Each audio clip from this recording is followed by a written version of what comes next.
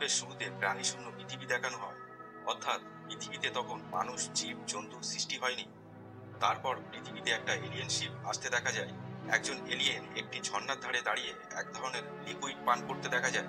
এলিয়েনের সমস্ত দেহ মেল্ট হয়ে ঝর্ণার জলে মিশে যায়। তারপর পৃথিবীতে প্রাণী সৃষ্টি হয়।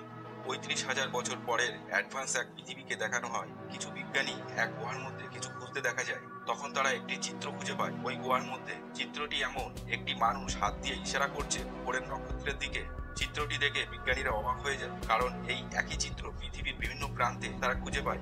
বিজ্ঞানীরা ভেবে পায় না ৩৫,০০০ বছর আগে বিমান বা ওই রকম কোনো যানবাহন ছিল না, তবুও একই ধরনের চিত্র পৃথিবীর বিভিন্ন প্রান্তে কি করে থাকা সম্ভব। বিজ্ঞানীরা অনুমান করে এই চিত্রটি সমস্ত মানব জাতিকে নির্দেশ করছে একটি নির্দিষ্ট তারামণ্ডলের দিকে যেতে, যেখানে মানব জাতির সৃষ্টি রহস্য লুকিয়ে আছে। তারপর যেখানে একটি স্পেসশিপকে যেতে দেখা যায় ওই তারামণ্ডলের দিকে, যেমনটি ওই চিত্রে দেখানো হয়েছিল। ওই স্পেসশিপে ১৭ জন ক্রু মেম্বার স্লিপিং চেম্বারে শুয়ে থাকতে দেখা যায়, কিন্তু এখানে ডেভিড বলে একজনকে জেগে থাকতে দেখা যায়। আসলে এটি একটি রোবট। এরপর ২৮ মাসের লম্বা যাত্রার পরে স্পেসশিপটি সেখানে পৌঁছিয়ে যায় যেখানে তারা যেতে চাইছিল। আস্তে আস্তে প্রত্যেকে স্লিপিং চেম্বার থেকে জেগে ওঠে। তারপর ধীরে ধীরে স্পেসশিপ ওই গ্রহের পাশে যেতে থাকে, কিন্তু কোনো প্রাণের লক্ষণ খুঁজে পায় না ওই গ্রহে। যখন স্পেসশিপ বড় বড় দুই পাহাড়ের মাঝখান দিয়ে যেতে থাকে, তখন ওরা একটি কনস্ট্রাকশন স্ট্রাকচার দেখতে পায়। ওদের মধ্যে একজন বিজ্ঞানী বলে, প্রকৃতি কখনো সরল রেখায় কিছু সৃষ্টি করতে পারে না, কিন্তু ওই কনস্ট্রাকশন স্ট্রাকচার একটি সরল রেখায়, ওইখানে অবশ্যই কিছু থাকতে পারে। স্পেসশিপ ওখানে নামানোর কথা বলে। তারপর ধীরে ধীরে স্পেসশিপ ওই স্ট্রাকচারের পাশে নামানো হয়। যখন স্পেসশিপ ওইখানে ল্যান্ড করে, তখন সবাই অবাক ও খুশি হয়ে দেখে ওটা কোনো প্রকৃতির স্ট্রাকচার ছিল না।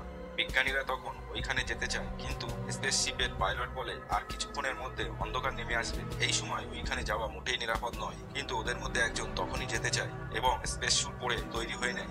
আসলে এই গ্রহের অ্যাটমসফিয়ার পৃথিবীর মতোই, কিন্তু এই গ্রহের কার্বন ডাইঅক্সাইড পৃথিবী থেকে ৩% বেশি, ফলে শ্বাস নেওয়ার জন্য তারা হেলমেট ব্যবহার করে। যখন সবাই হেলমেট পরতে থাকে, তখন ডেভিড অর্থাৎ রোবটও হেলমেট পরতে থাকে।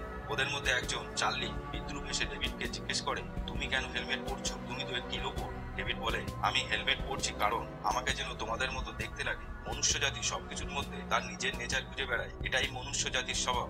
আসলে ডেভিড অর্থাৎ এই রোবট সুপার অ্যাডভান্স একটি রোবট, যার মধ্যে মানুষের মতোই রাগ, দুঃখ, ঘৃণা, ভালোবাসা সব অনুভূতি আছে। এরপর ওরা স্ট্রাকচারের মধ্যে ঢুকে স্ক্যানার টেকনোলজি দিয়ে স্ট্রাকচারের মধ্যে আয়তনে স্ক্যান করে একটি ম্যাপ তৈরি করে এবং স্ক্যানের ম্যাপ ডেটা স্পেসশিপে পাঠাতে থাকে। তারপর ওরা এমন এক জায়গায় পৌঁছায় যেখান থেকে জলের ফোঁটা পড়তে থাকে। তারপর চার্লি তার হেলমেট মনিটরের দিকে তাকিয়ে বলে, এখানকার বায়ুমণ্ডল সম্পূর্ণ নিরাপদ, সম্পূর্ণরূপে পৃথিবীর মতো, এবং এখানে আমরা শ্বাস নিতে পারি। চার্লি তার হেলমেট খুলে ফেলতে শুরু করে, তাই দেখে তার গার্লফ্রেন্ড সও তাকে হেলমেট খুলতে নিষেধ করে। কিন্তু চার্লির হেলমেট খোলার পরে কিছুই হয় না, কারণ সেখানকার পরিবেশ সম্পূর্ণ নিরাপদ। এরপর একে একে সবাই হেলমেট খুলে ফেলে। এখন সবাই যখন এগিয়ে যায়, ডেভিড দেয়ালে কিছু চিহ্ন দেখতে পায় এবং এই চিহ্নগুলিতে চটচটে এক ধরনের আঠালো পদার্থ রয়েছে। এখন ডেভিড সেই চিহ্ন অনুসারে আঙুল দিয়ে কিছু লেখা আঁকে। তখনই সেখানে একটি বড় আকৃতির ছায়া এসে তাদের মধ্যে দিয়ে চলে যায়। এটা দেখে সবাই ভয় পেয়ে যায় এবং তারপর সেই ছায়ার পিছে পিছে সবাই যেতে থাকে। তারপর যা হয় তা হলো, সব ছায়া বেরিয়ে যায়, কিন্তু দৌড়াতে গিয়ে একটি ছায়া পড়ে যায় এবং সে উঠে দরজার উপরে যাওয়ার আগে দরজা বন্ধ হয়ে যায় এবং সে তার মাঝখানে আটকে যায়। তারপরে অন্ধকার হয়ে যায়। এরপর টর্চ দিয়ে তারা দেখে সেখানে একটি লাশ পড়ে আছে, যা অনেক বড়। আসলে যেমন আমাদের এই পৃথিবীতে সিসিটিভি ক্যামেরা আছে, একইভাবে সেই মানুষের জগতে এটি একটি প্রযুক্তি, যার দ্বারা তারা সব রেকর্ড করে। এই রেকর্ডিং এ যা দেখানো হয় তা 1000 বছর আগে ঘটেছিল। এখানে সেই লাশের শরীরটা তাদেরই, কিন্তু মাথাটা দরজার ওই পাশে রয়েছে দরজা আটকে যাওয়ার জন্য। এখন কিভাবে দরজা খুলতে হয় সায়েন্টিস্টরা বুঝতে পারে না। ঠিক তখনই ডেভিড দেয়ালে তার আঙুল দিয়ে কিছু লেখা আঁকে, যা দরজা খোলার জন্য একটি কোড। তারপর দরজা খুলে যায় এবং সেই লাশের মাথা সত্যি দরজার ওই দিকে পড়ে থাকতে দেখা যায়। এখন তারা সবাই ভিতরে এগিয়ে গিয়ে দেখে সেখানে অনেক বড় একটা পেইন্টিং এবং কিছু কলস টাইপের বস্তু রাখা আছে। এখন ওই সায়েন্টিস্টদের ওখানে যাওয়ার ফলে সেখানকার পরিবেশে কিছু পরিবর্তন ঘটে এবং যে পেইন্টিংটি খুব বড় তা গলে যেতে শুরু করে।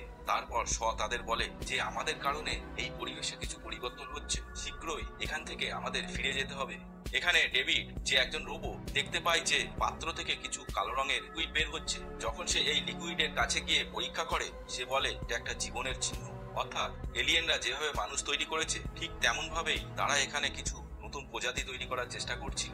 যখনই এইসব চলছে তখনই তার স্পেসশিপ থেকে একটি কল পায় যে শীঘ্রই ফিরে আসতে হবে, কারণ সেখানে একটি বিশাল ঝড় হতে শুরু করেছে এবং 15 মিনিটের মধ্যে আমরা স্পেসশিপের দরজা বন্ধ করে দেব। তার পরপরই ডক্টর শ দ্রুত এলিয়েনের মাথাটি ব্যাগে রাখে এবং সবাই ফিরে যাওয়ার জন্য প্রস্তুত হয়। এখানে ডেভিড তাকিয়ে থাকে যেখান থেকে তরল বের হচ্ছিল। কাউকে কিছু না বলে ডেভিড তার সাথে একটি ওই কলস টাইপের পাত্র নিয়ে যায়। তারা খুব কষ্টে এই এলিয়েন স্ট্রাকচার থেকে মেন স্টারশিপে গিয়ে পৌঁছায়, কিন্তু তারপরও তাদের দুই সঙ্গী পিরামিডে আটকে পড়ে, কারণ এই লোকেরা যখন ফিরে আসছিল তখন তারা তাদের থেকে বিচ্ছিন্ন হয়ে গিয়েছিল। তাই স্পেসশিপ থেকে ওরা ওয়্যারলেসের মাধ্যমে ওই লোকদের বলে যে আজকে তোমরা ওইখানে থাকো, কারণ ঝড় এসেছে, কাল সকালে আমরা তোমাদেরকে ফিরিয়ে নিতে আসবো। এইদিকে ডেভিড যে কলসটাই বস্তুটি এনেছিল সেটা খুলতে দেখানো হয়, আর এর ভিতরে রয়েছে 3টে টিউব। সেই টিউবগুলো সরিয়ে দেখে যে তাতে ডিএনএ আছে।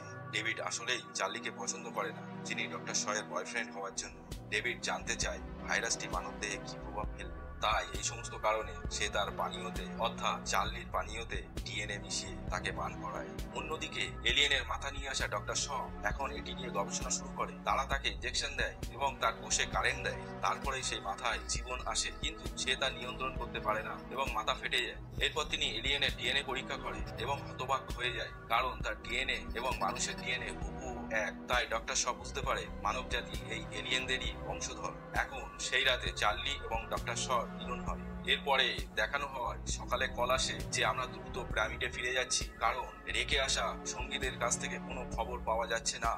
এখন রাতে পিরামিডের মধ্যে যে দুজন লোক থেকে গিয়েছিল তারা সেখানে একটি সাপ দেখতে পায়। আসলে যেখান থেকে সেই তরল বের হচ্ছিল সেখান থেকে এই প্রাণীর জন্ম হয়। প্রথমে তারা মনে করে যে এটি একটি সাধারণ প্রাণী, কিন্তু এটি খুব বিপজ্জনক এবং এই প্রাণীটি তাদের দুজনকে হত্যা করে।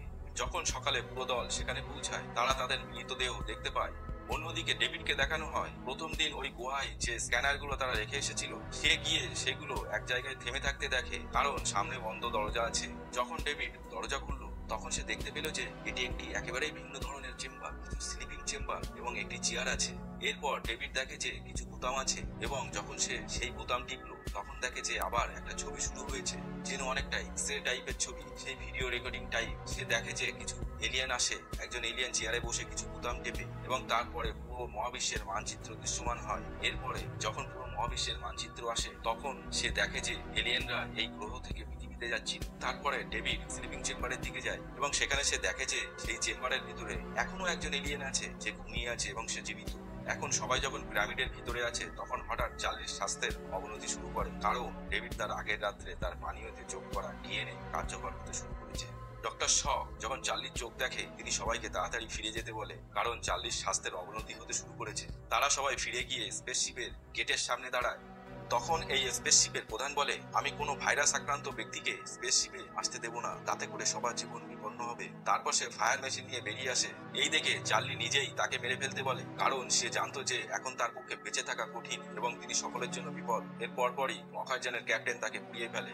এই ধাক্কায় ডক্টর শ অজ্ঞান হয়ে পড়ে এবং যখন তিনি জ্ঞান ফিরে পায় তখন ডেভিড তাকে পরীক্ষা করে দেখে। ডেভিড তাকে বলে যে আপনি গর্ভবতী। ডক্টর শ এতে সম্পূর্ণ হতবাক হয়ে যায়, কারণ তার কিছু মেডিকেল সমস্যা ছিল এবং এর কারণে সে কখনো মা হতে পারবে না। ডেভিড তাকে বলে যে আপনার পেটে একটি 3 মাস বয়সী শিশু রয়েছে এবং এটি কোনো সাধারণ শিশু নয়, একটি ভিন্ন শিশু। ডক্টর শ বলে, আমি এটাকে আমার পেট থেকে বের করতে চাই, কিন্তু ডেভিড বলে যে এটা এখানে সম্ভব নয়। আমরা আপনাকে আবার স্লিপিং চেম্বারে রাখবো এবং আপনি পৃথিবীতে যাওয়ার পরে আপনার চিকিৎসা করব। তখনই ডক্টর শ এর ব্যথা শুরু হয়। ডেভিড তাকে একটি ইনজেকশন দেয় এবং সে অজ্ঞান হয়ে যায়। আসলে তার পেটে 3 মাসের গর্ভধারণ হতে পারে না, কারণ 3 মাস আগে সে চেম্বারে ছিল। তার আগের রাতে চার্লির সাথে মিলন হয়েছিল। তার এই অদ্ভুত গর্ভ অবস্থার কারণ ডেভিড চার্লির পানীয়তে ডিএনএ যোগ করেছিল। এটি তারই ফল। যখন ডক্টর শ চেতনা ফিরে পায় তখন সে দেখতে পায় 2 জন লোক তাকে ঘুমন্ত চেম্বারে রাখার চেষ্টা করছে। তারপরে সে তাদের সাথে মারামারি করে এবং তাদের হত্যা করে একটি ঘরে ঢুকে যায়। আর সেই কক্ষে একটি অতি উন্নত মেশিন রয়েছে যা সব ধরনের অপারেশন করতে সক্ষম, এবং সে সেই মেশিনকে নির্দেশ দেয় যে তাকে সিজারিয়ান করার জন্য। তারপর সে ভেতরে শুয়ে পড়ে। তার সিজার অপারেশন করার পর দেখা হয় তার পেট থেকে একটি কৃমি বেরিয়ে আসে। সে ভয় পেয়ে যায় এবং সে তার জীবন বাঁচাতে অনেক কষ্টে দরজা বন্ধ করে অন্য একটি চেম্বারে পালিয়ে যায়। সেখানে তিনি গিয়ে দেখে তার পুরো দল দাঁড়িয়ে আছে এবং সেখানে একজন বৃদ্ধও আছেন এবং এই বৃদ্ধটি এইমাত্র স্লিপিং চেম্বার থেকে জেগে উঠেছে। আসলে এই সেই ব্যক্তি যিনি এর প্রকল্পে অর্থ বিনিয়োগ করছেন এবং এই প্রকল্পটি বাস্তবায়ন করেছেন। তিনি এই জাহাজের ক্যাপ্টেনের বাবা, তার বয়স 100 বছর। তিনি এই প্রকল্পে অর্থ বিনিয়োগ করলেন কারণ যারা মানব জাতিকে তৈরি করেছে, যদি মানুষ তাদেরকে খুঁজে পায় তাহলে মানুষ তাদের জীবন আয়ু বাড়াতে পারবে। ডক্টর শ তখন ওই বৃদ্ধকে বলে যে এটি এখন আর সম্ভব না, কারণ যাদেরকে খুঁজতে এখানে আমরা এসেছি তারা সবাই মারা গেছে। ঠিক তখনই ডেভিড বলে যে একজন এখনো জীবিত আছে, সে স্লিপিং চেম্বারে আছে, এখন আমরা তার সাথে দেখা করতে যাচ্ছি। তারপর যিনি এই মহাকাশযানের পাইলট তিনি বলেন যে এই গ্রহ এলিয়েনের বাড়ি নয়, এই সেই জায়গা যেখানে এলিয়েনরা ধ্বংসের অস্ত্র তৈরি করতেন। তিনি বলেন যে সমস্ত পাত্র ভিনগ্রহী প্রাণীতে পূর্ণ, এলিয়েনরা এই ভয়ঙ্কর প্রাণীগুলিকে এখানে তৈরি করেছে এবং এখনই আমাদের সবাইকে এখান থেকে চলে যাওয়া উচিত। অন্যদিকে পিরামিডের স্ক্যান সম্পন্ন হয়েছে, তারা পর্যবেক্ষণ করে অবাক হয়ে যায় কারণ পিরামিডটি একটি মহাকাশযান। অন্যদিকে সেই পুরো দলটি এখন সেই ঘরে পৌঁছে গেছে যেখানে এলিয়েনটি ঘুমাচ্ছে।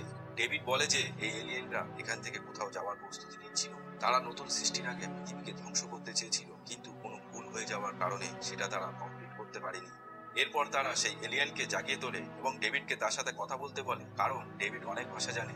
ডেভিড তাকে কিছু জিজ্ঞেস করে কিন্তু সে উত্তর দেয় না এবং ডেভিডের মাথা ভেঙে দেয় এবং সবাইকে মেরে ফেলতে থাকে, কিন্তু ডক্টর শ পালিয়ে যায়।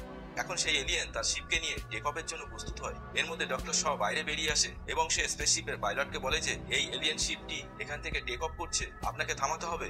কিন্তু পাইলট বলে যে আমাদের কিছু করার নেই, আমরা শুধু বাড়িতে ফিরে যাচ্ছি।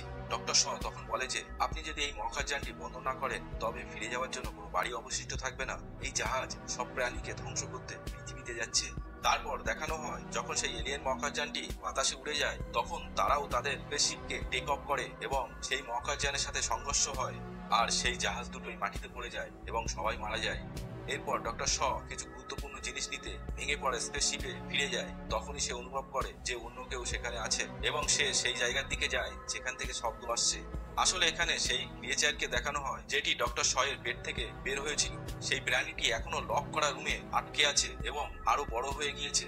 তারপর ডেভিডের কণ্ঠস্বর আসে, সে বলে যে এলিয়েন তোমাকে মারতে আসছে, তোমাকে এখান থেকে বের হতে হবে। ডেভিড একজন রোবট, তাই সে তার মাথা কেটে ফেলার পরেও কথা বলতে পারে। যখন ওই এলিয়েন তার কাছে পৌঁছয় তখনই ডক্টর শ একটা বোতাম প্রেস করে আর একটা রুমের দরজা খুলে যায় যেখানে ওই ক্রিয়েচার আছে। সে এলিয়েনটিকে ধরে ফেলে এবং তাকে হত্যা করে। ডক্টর শ সেখান থেকে পালিয়ে যায়। এখানে ডক্টর শ পুরোপুরি হতাশ হয়ে যায়, কিন্তু তখনই ডেভিডের কণ্ঠ আসে, সে বলে আমার তোমার সাহায্য দরকার, আমার সাহায্য ছাড়া তুমি এখান থেকে বের হতে পারবে না। এখানে আরো অনেক মহাকাশযান আছে এবং আমি জানি কিভাবে সেগুলো চালাতে হয়। এরপর ডক্টর শ ডেভিডের কাছে পৌঁছায় এবং তার সাথে বলে আমি পৃথিবীতে ফিরে যেতে চাই না, তবে এই এলিয়েনরা যেখান থেকে এসেছে সেখানে যেতে চাই, তুমি কি আমাকে সেখানে নিয়ে যেতে পারবে? ডেভিড বলে কিন্তু তুমি সেখানে গিয়ে কি অর্জন করতে চাও? ডক্টর শ বলে যারা আমাদের তৈরি করেছে তারাই আবার আমাদের মারতে চেয়েছিল, আমি জানতে চাই কেন সে আমাদের মারতে চেয়েছিল। এরপরে সে ডেভিডের দেহ এবং মাথা তার সাথে অন্য স্পেসশিপে নিয়ে যায় এবং তারা সেই গ্রহ থেকে সেই এলিয়েন জাহাজে তাদের গ্রহের দিকে চলে যায়। এই দেখানোর পরে যে এলিয়েনটি নিচে মারা গেছে তার পেট ফেটে যায় এবং তার ভিতর থেকে একটি ক্রিয়েচার বের হয় আর সে জোরে চিৎকার করতে থাকে। আর এর সাথেই এই মুভিটি এখানে শেষ হয়ে যায়। এই মুভিটির দ্বিতীয় পার্টও তৈরি হয়েছে, তাই আমরা শীঘ্রই দ্বিতীয় পর্বের গল্প আপলোড করব। আমাদের চ্যানেলটি সাবস্ক্রাইব করুন আর ভালো লাগলে একটা লাইক দিয়ে যাবেন প্লিজ।